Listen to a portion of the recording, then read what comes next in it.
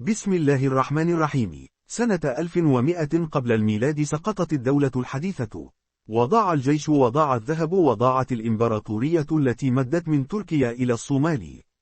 ولكن في وسط هذا الخراب ظهر كيان واحد لم يسقط ولم يتزعزع. هذا الكيان هو معبد آمون في طيبة، ومن داخل جدرانه بدأ تشكل أول دولة داخل الدولة في تاريخ البشرية، دولة يديرها الكهنة ويحركها رجال الدين. وفي هذه الحلقة سنكشف لك بالتفصيل المميت كيف استطاع الأزهر القديم أن يسيطر على كل شبر في مصر، وكيف أصبح الحكم يخرج من داخل المؤسسة الأزهرية العميقة. الفصل الأول: بعد سرقة المقابر من يحكم مصر. عندما سرقت مقابر الملوك في وادي الملوك سنة 1100 قبل الميلاد، فقد الملك رمسيس التاسع هيبته أمام شعبه، وفقد الجيش قوته بعد أن تفككت ألويته، ولم يعد يقدر على جمع الضرائب من أقاليم الصعيد والدلتا. وهنا ظهر دور كهنة آمون. كان معبد آمون في طيبة هو أغنى معبد في مصر كلها. كان يملك ثلث أراضي مصر الزراعية، وكان يملك مخازن القمح ومخازن الذهب ومخازن السلاح. ولما ضعف الملك وضعف الجيش، صار الكهنة هم الذين يطعمون الشعب، وهم الذين يدفعون رواتب العمال، وهم الذين يحمون القنوات والسدود وقت فيضان النيل. والدليل على ذلك موجود في بردية هاريس الأولى. هذه البردية كتبها رمسيس الثالث بنفسه، وقال فيها بالنص: أعطيت لمعبد آمون 100,000 فدان من الأرض و100,000 رأس من الماشية و1000 من العبيد. يعني الملك نفسه كان يعترف أن معبد آمون صار أقوى من قصره. الفصل الثاني: كيف استولى الكهنة على الحكم عمليا؟ لم يستولي الكهنة على الحكم بالسيف ولا بالجيش، بل استولوا عليه بالخطوة والحكمة والتدريج. الخطوة الأولى كانت في السيطرة على المال. صار كهنة آمون هم الذين يجمعون الضرائب من الفلاحين في الصعيد، وإذا جاء جابي الملك ليأخذ الضريبة قال له الكاهن: الملك لا يحتاج إلى هذا القمح ونحن سنطعم الشعب به.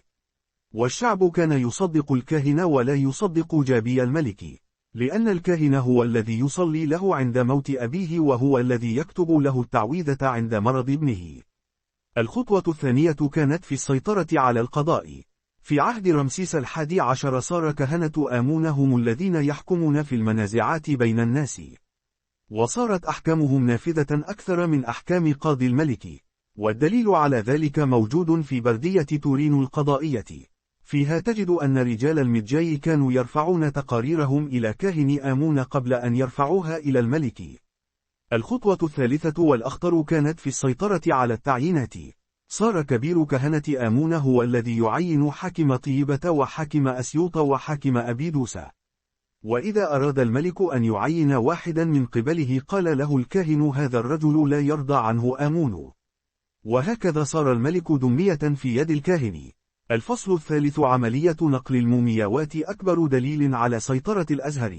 سنة 1077 قبل الميلاد وقعت أخطر عملية في تاريخ مصر، عملية نقل 40 مومياء ملكية من وادي الملوك إلى خبيئة الدير البحري. ومن نفذ هذه العملية ليس الجيش وليس الملك، بل نفذها كهنة آمون بالتعاون مع رجال المخابرات الفرعونية. ولماذا نقول إن هذه العملية تثبت سيطرة الأزهر؟ لأن نقل مومياء رمسيس الثاني ومومياء تحتمس الثالث ليس عملا دينيا فقط، بل هو عمل سياسي بامتياز. الكهنة كانوا يقولون للشعب: نحن نحفظ ملوككم ونحن نحمي هيبة مصر، والملك في قصره لا يستطيع أن يفعل ذلك. ولما وجد الفلاح أحمد عبد الرسول خبيئة الدير البحري سنة 1881 وجد مع المومياوات برديات كتبها كهنة آمون، وفيها يقولون: نقلنا الملوك إلى مكان سري لحفظ هيبة الدولة. هذه الجملة تثبت أن الكهنة كانوا يرون أنفسهم هم الدولة، وأن الملك صار شكلا بلا مضمون. الفصل الرابع: كيف صار الحكم يخرج من داخل المؤسسة الأزهرية العميقة. بعد سنة 1077 قبل الميلاد انتهت الدولة الحديثة رسميا، وصارت مصر مقسمة إلى قسمين: القسم الشمالي في الدلتا وكان يحكمه أمير يسمى سمنديسو، والقسم الجنوبي في طيبة وكان يحكمه كبير كهنة آمون. وهنا حدث الشيء العجيب. كبير كهنة آمون لم يكتفي بحكم طيبة فقط، بل صار يلقب نفسه بلقب الملك الأعظم وكبير كهنة آمون ورب الأرضين. وصار يسك النقود باسمه، ويكتب المراسيم بختمه، ويرسل الجيوش الصغيرة لحماية قنوات الري. والدليل على ذلك موجود في نقوش معبد خونسو في الكرنك، فيها تجد صورة كبير الكهنة وهو جالس على عرش وأمامه النبلاء يسجدون له كما يسجدون للملك. وهكذا صار الحكم يخرج من داخل المؤسسة الدينية وليس من قصر الملك. الفصل الخامس: ما هي الأدوات التي استخدمها الأزهر القديم للسيطرة؟ الكهنة لم يكونوا أغبياء، كانوا يعلمون أن من يملك 3 أشياء يملك مصر كلها. الشيء الأول هو المال، وقد ملكوه من خلال أراضي المعبد ومخازن القمح والتجارة مع بلاد بنتن. الشيء الثاني هو الإعلام، وكان إعلامهم هو الخطب في المعابد والنقوش على الجدران والأحلام التي يقولون إن الإله آمون أرسلها لهم. الشيء الثالث هو التعليم، صار معبد آمون هو المدرسة الوحيدة في مصر، فيها يتعلم أبناء النبلاء الكتابة والحساب والدين، ومن يتخرج منها يصير كاتبا أو قاضيا أو حاكما. وهكذا ضمن الكهنة أن كل من يحكم مصر بعد ذلك يكون من تلاميذهم. الفصل السادس: ما هي المصادر التاريخية التي تثبت كل هذا؟ المصدر الأول هو بردية هاريس الأولى، وهي موجودة في المتحف البريطاني، وفيها يعترف رمسيس الثالث بأنه أعطى لمعبد آمون ثلث ثروة مصر. المصدر الثاني هو بردية تورين القضائية، وهي موجودة في المتحف المصري، وفيها تجد كيف كان رجال المخابرات يرفعون تقاريرهم إلى كاهن آمون. المصدر الثالث هو خبيئة الدير البحري التي اكتشفها الفلاح أحمد عبد الرسول سنة 1881، وفيها وجدوا البرديات التي تشرح كيف نقل الكهنة مومياوات الملوك في سرية تامة.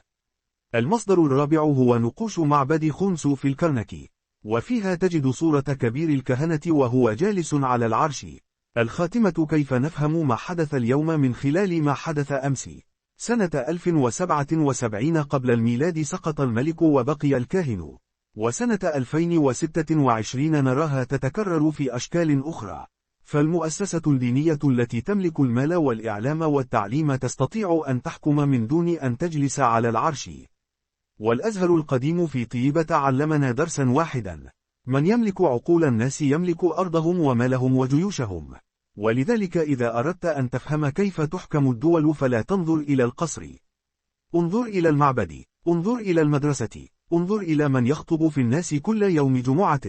وإذا أردت الجزء الثاني عن كيف سقط حكم كهنة آمون بعد ذلك ب100 سنة فاكتب في التعليقات كلمة الكهنة وسنكمل لك القصة. سلام عليكم ورحمة الله وبركاته.